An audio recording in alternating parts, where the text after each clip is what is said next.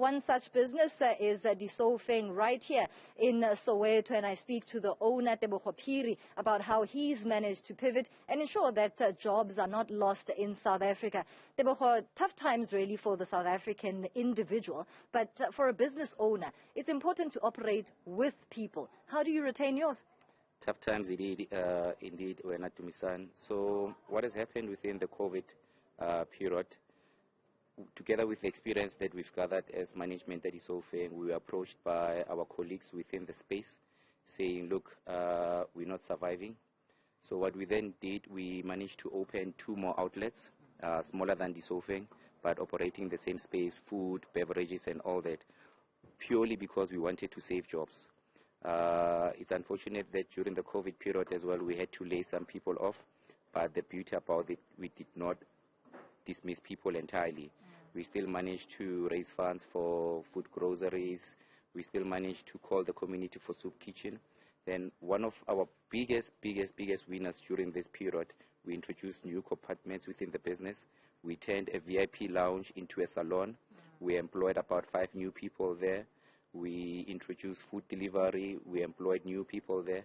So as a matter of fact, within COVID, we employed more people than we had versus before.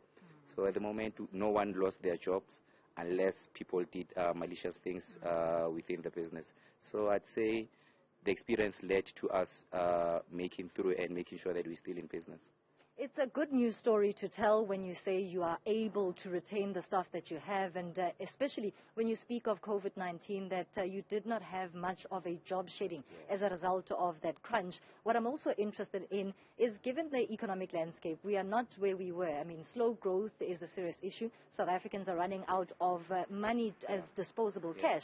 So what do you see the near-term future as, especially when you think of retaining jobs and also running a thriving business? What we then had to do, obviously, with people losing jobs, we've seen a quite drop in buying power. So we were forced to then introduce specials, because from an X point of price factor, we said, look, we used to sell this bottle at an X amount of money. So to stay in business, we had to cut down prices. And this is in opposite to what's happening, because inflation is killing us. Prices are going left, right, and center. But I, as a business owner, had to say, do we close or do we stay in business? If you stay in business, you create specials. We had to introduce more days instead of opening only 4 days a week. Now we're operating 90% of the week, just to make sure that we collect as much as we can.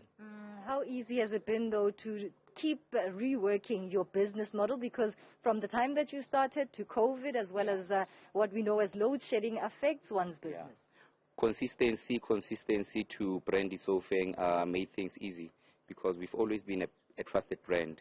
So even during COVID, when we introduced food deliveries, anything new that Disoufeng introduces, people buy into it. So I think that's been the part that has to answer the question that what made it easy, because we managed to prove ourselves before COVID.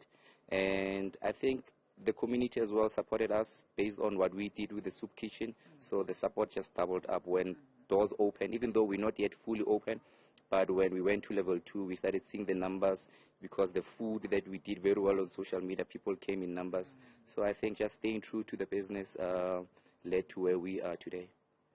A good news story to tell of a small business that's still maintaining its staff in the times of rising unemployment, particularly youth unemployment. The staff that I've seen so far is essentially part of what would be terminized in South Africa terminology as the youth.